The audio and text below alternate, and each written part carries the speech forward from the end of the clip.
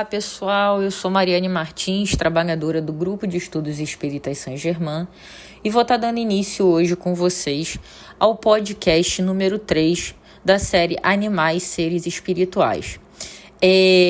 Hoje a gente vai trabalhar com 2 livros, tá, pessoal? A gente está fazendo esse trabalho com múltiplos materiais e hoje a gente vai estar usando novamente A Alma dos Animais, da Irvênia Prado, que a gente já usou também nos 2 primeiros estudos, e vamos estar usando também Animais no Espiritismo, compreendendo a conexão entre nós e os animais, que foi escrito por Edir Bertuccelli, tá? Então, esses 2 livros ajudam aqui na composição do podcast. Eu sempre gosto de trazer para vocês, caso vocês se interessem em pesquisar para ler o livro completo, tá? Lembrando, pessoal, o segundo podcast a gente falou um pouco sobre a evolução das espécies, né? Falando tanto da evolução dos animais quanto do ser humano. A gente trouxe também a relação entre o espírito e a matéria e como isso é importante para que os seres vivos, de modo geral, consigam se expressar, se manifestar na vida encarnada. E a gente começou a falar um pouquinho sobre a complexidade dos animais. E é nesse viés que a gente vai continuar o estudo de hoje, tá?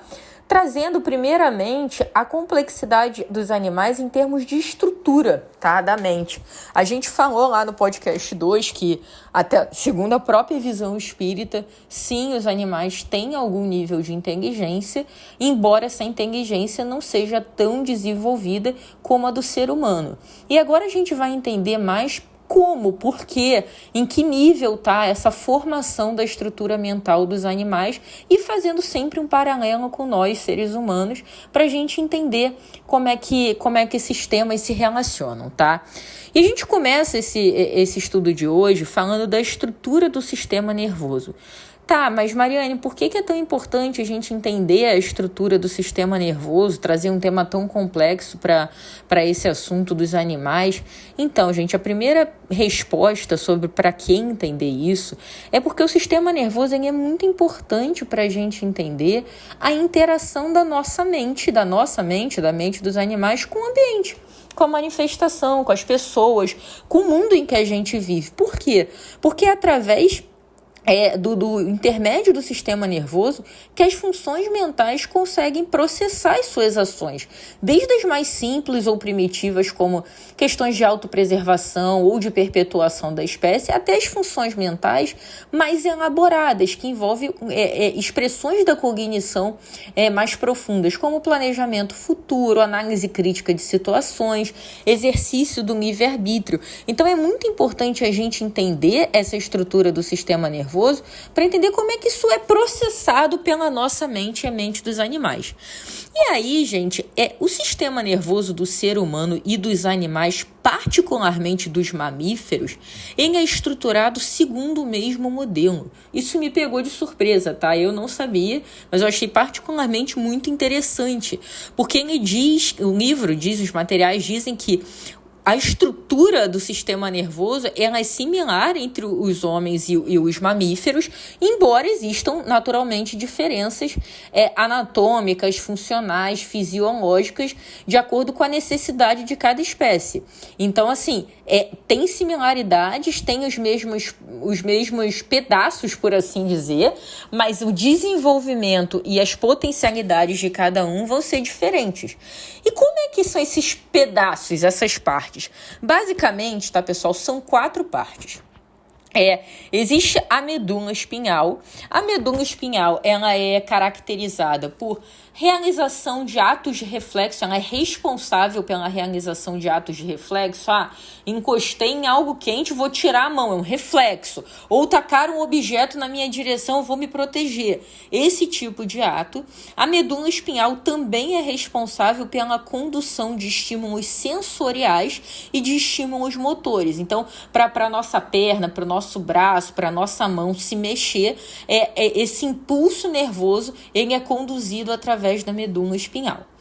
Além disso, uma segunda parte, são 4 ao todo, é o tronco encefálico, tá? Todas essas 4 partes existem no ser humano e nos animais mamíferos, tá, pessoal? Mas como eu falei, eu tô falando das características, depois a gente vai ver um pouquinho das diferenças, tá? Tronco encefálico. Ele basicamente está conectado ali a grande parte dos nervos cranianos. Ele está relacionado aos mecanismos de sono. Ele está vinculado também a nosso centro respiratório e toda a parte de deglutição. E ele também está conectado, tá, pessoal, ao nosso sistema de alerta. Tá? Então, assim, a nossa ligação, tudo que ali vincula ao córtex cerebral, tô passando por uma situação que me deixou em alerta, vejo uma situação de perigo, enfim, esse sistema de alerta é ativado lá no córtex cerebral através da função do tronco encefálico, tá? Além disso, existe uma terceira parte, essa terceira parte é o cerebelo. O cerebelo está muito relacionado à manutenção do equilíbrio corporal, da postura. Ele também está muito vinculado à manutenção do tônus muscular, a nossa estrutura física e à harmonia e coordenação dos nossos movimentos, tá?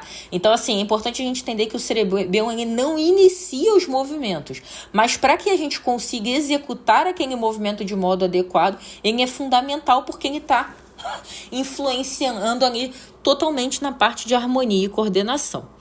E por fim, a quarta parte é o nosso cérebro.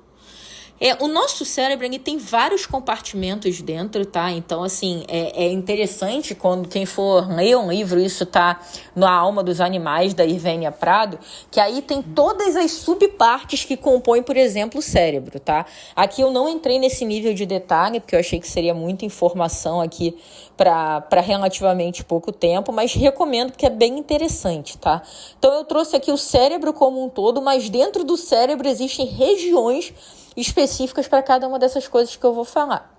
Então, a primeira delas o cérebro faz a triagem de todos os estímulos sensoriais que se destinam ao córtex cerebral. Além disso, ele também é um centro de comando das nossas funções viscerais, que é para a nossa sobrevivência, por exemplo, respirar. Ele também é responsável por esse tipo de coisa. Ele é responsável pela expressão do comportamento acompanhado das emoções. Então, assim, todas as nossas expressões de comportamento que estão vinculadas às emoções, eu não estou falando de emoções profundas, tipo amor ao próximo, fraternidade universal, não. Eu estou falando aqui de expressão de comportamento vinculado a emoções mais básicas, por assim dizer, como, por exemplo, a autopreservação, a perpetuação da espécie, e aí a gente pode falar de ataque e defesa, de alimentação, de função sexual e reprodutiva.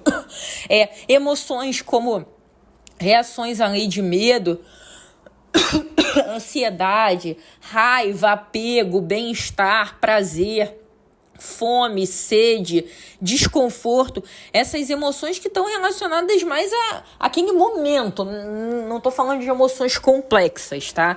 Ele também está vinculado a isso, tá? Isso também é uma diferença para o cérebro dos animais. Existem cérebros menores e cérebros maiores, tá? Então, o tamanho do cérebro é uma coisa que varia, tá? E além disso, dentro do cérebro, como um desses compartimentos que eu comentei, existe o chamado córtex cerebral, tá? E o córtex cerebral ele tem funções importantíssimas, todas são, né, que eu falei aqui, mas aqui tem um destaque importante, tá? Que ele está aí vinculado com a recepção dos estímulos sensoriais e também com a emissão das respostas motoras. Então, toda a parte motora dos movimentos do nosso corpo, até como a percepção do nosso corpo, a dor, a temperatura, a sensação do tato, a pressão, todas essas partes estão vinculadas ali no córtex cerebral. Além disso, a emissão das respostas vinculadas à audição, à degustação, ao olfato, à visão, todos os nossos sentidos, a resposta aos nossos sentidos são processadas ali pelo córtex cerebral. Além disso, tá? Dentro do córtex também existem áreas, que aí a gente está falando de mais áreas específicas, tá? Mas que também fazem parte do córtex cerebral. Existem ali estruturas que são mais complexas e que aí sim funcionam vinculadas às funções mais elaboradas, que são aquelas que eu comentei agora há pouco. Função elaborada tem a ver com uma cognição mais profunda. Então você conseguir relacionar ideias, fazer análise crítica, planejar o futuro, exercer um livre-arbítrio, desenvolver a inteligência, desenvolver as questões de memória, parte de linguagem simbólica, noção espacial. Todas essas funções mais complexas, elas estão no chamada área pré-frontal e encruzilhada POT, que também fazem parte do córtex cerebral. Essa parte, tá, pessoal, ela não é tão desenvolvida nos animais. Então, aquela primeira parte que eu comentei, né, das emoções mais imediatas, sentir dor, eu senti sede, eu senti fome, eu senti medo, eu tenho apego, eu quero me preservar. Isso daí existe no homem e existe no animal. Agora, essas funções mais complexas de memória, livre-arbítrio, planejamento de futuro, associação de ideias, que também estão no córtex cerebral, mas nesse setor, por assim dizer, aí não são tão desenvolvidas ainda nos animais, tá? E o que é legal falar também, tá, pessoal, é que assim, todas essas áreas, elas estão evoluindo, tá? Elas estão evoluindo. Então, o que eu quero dizer com isso? Quando a gente pega essas regiões, no livro também fala uma curiosidade sobre estabilidade evolutiva. E aí a autora traz pra gente o seguinte, as partes da nossa mente também foram evoluindo com as espécies. Então, por exemplo, a medula espinhal, ela tem a mesma configuração anatômica desde os peixes até os primatas. Então, assim, é como se a impressão que passa é que chegou num molde que já nos peixes está funcionando bem e é assim que está funcionando até a gente, nós homens. A medula espinhal tem a mesma estrutura. Então, ela já é uma estrutura relativamente estável, evolutivamente estável. O tronco encefálico também, só que ele só se tornou estável, ou seja, tem as mesmas características, a partir dos répteis. Então, o tronco encefálico também tem isso. Só que, a partir da... Então... O cérebro, por sua vez, tá? Ele ainda está instável. E ele ainda está instável significa o quê? Significa que ele ainda está sofrendo mudanças. Ele ainda está sofrendo evolução. Então, da mesma forma, tá? Que o cérebro dos animais vai sendo desenvolvido conforme eles vão evoluindo e encarnando em outras espécies, e encarnando futuramente no homem, o cérebro humano ainda passa por modificações. Então, é como se a gente tivesse o seguinte, cada fase, cada compartimento desse, ele vai estar adequado, ele vai estar aderente ao que aquela espécie precisa.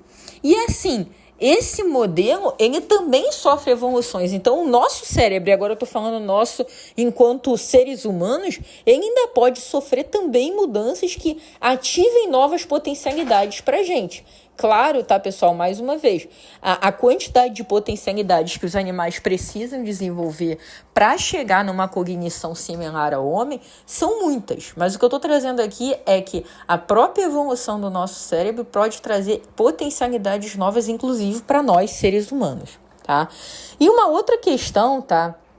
Para a gente fechar esse bloco sobre o sistema nervoso, tá? É que ele fala o seguinte aqui, eu vou ler um trechinho, tá? O estudo do comportamento animal é, assim, uma análise das potencialidades do sistema nervoso. Portanto, em cada espécie animal, as possibilidades de comportamento mais ou menos elaboradas estão sempre vinculadas ao nível de complexidade da organização do seu sistema nervoso. Então, isso é muito interessante da gente entender, porque quando a gente vai entrar em diferentes espécies, for aprofundando nos diferentes tipos de animais, a gente vai entender que essa complexidade também é diferente entre eles. Então, assim, e isso vai refletir, porque o nosso sistema nervoso está relacionado a basicamente basicamente toda a nossa manifestação no mundo, tá? Além disso, hoje, pessoal, eu trouxe uma segunda temática que também fala da complexidade dos animais, tá?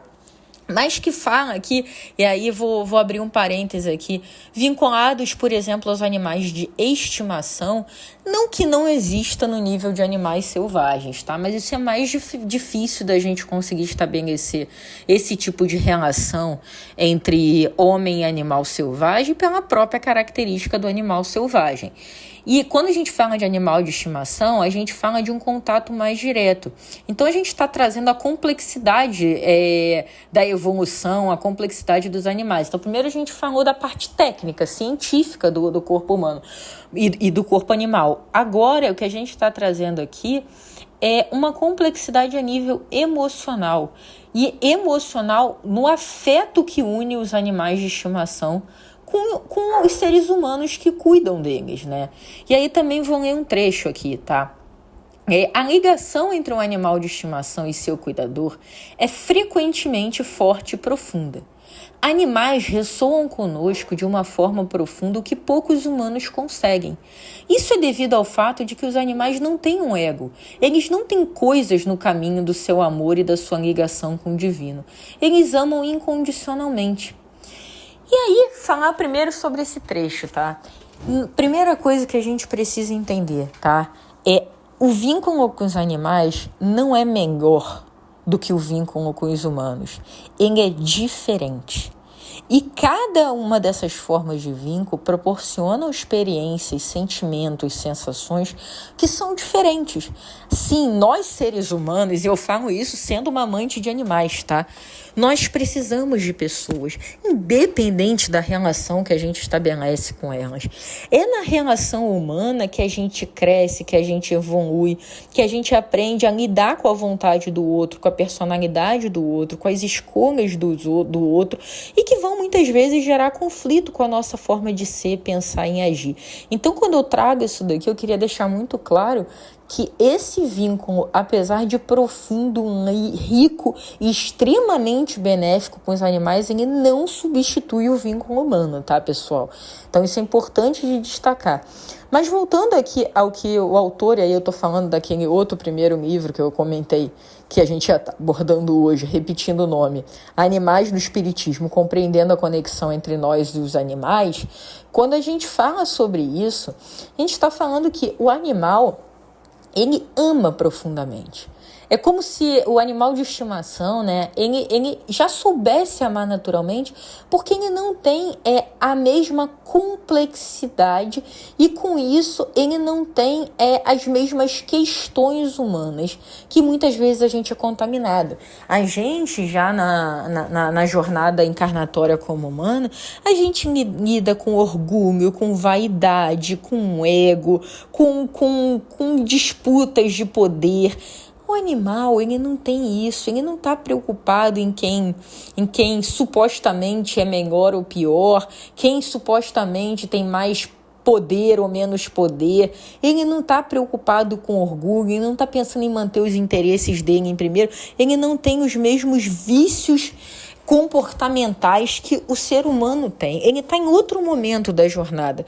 Só que com isso, ele não tem essas coisas, esses sentimentos deletérios que muitas vezes, sim, atrapalham a ligação de nós, seres humanos, com algo maior. Então, por não ter essas coisas travando ali essa relação, eles são mais abertos ao amor mesmo.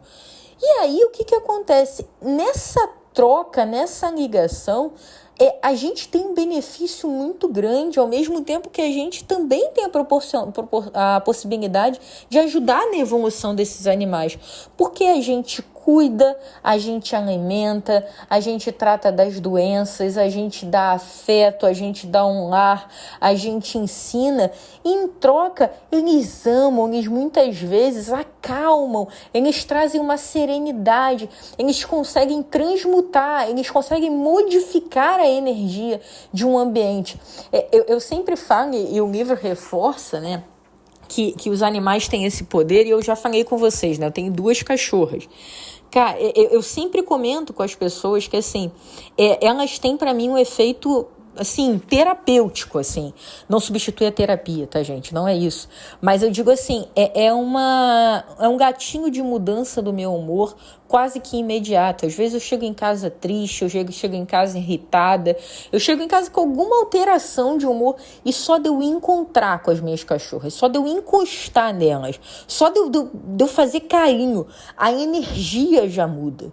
Então, é uma relação ganha-ganha, onde a gente ajuda na evolução deles, a gente ajuda na jornada encarnatória deles com as coisas que eles precisam e já têm condição de aprender, e ao mesmo tempo eles ajudam nesse benefício de energia, de amor, de troca, de companhia, que é um benefício assim que eu particularmente falo que eu não saberia mais viver sem animais perto de mim, assim.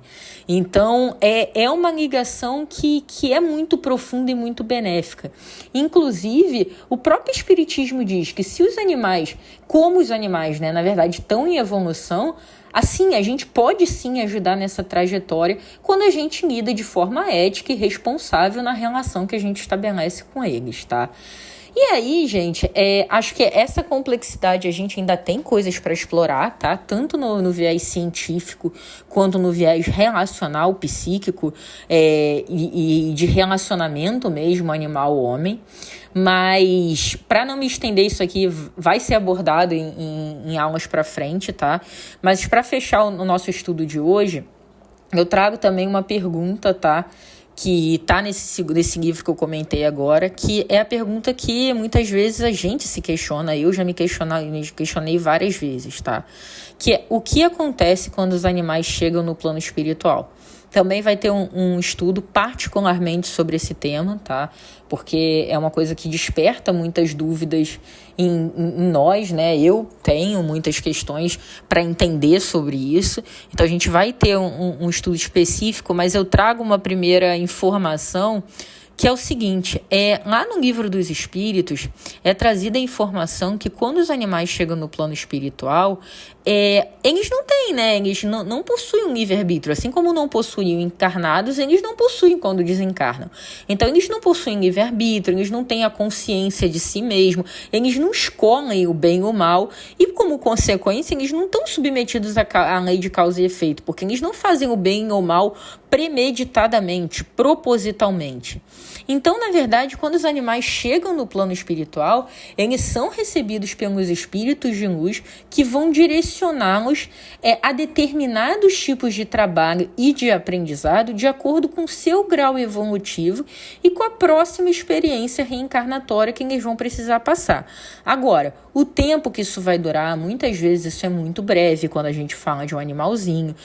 Então, assim, essa profundidade de como isso acontece, quanto tempo em média, né? Não vai existir uma regra única, mas assim, não é um tempo tão extenso que fica na pátria espiritual quanto nós humanos. Enfim, essa profundidade do que acontece com os animais no plano espiritual a gente vai entender mais à frente. Mas aqui o importante é dizer que os animais, eles não são submetidos às mesmas questões que nós, seres humanos, somos quando desencarnamos, porque os animais não têm o mesmo nível de consciência. Sejam coisas boas ou coisas ruins que foram feitas por eles, não foi algo premeditado e de livre escolha. Então, da mesma forma, eles vão receber uma orientação mais direta, mais específica, seja essa orientação voltada a algum trabalho e aprendizado na pátria espiritual, ou seja, para uma nova jornada reencarnatória de acordo com quem eles ainda precisem passar no seu processo evolutivo.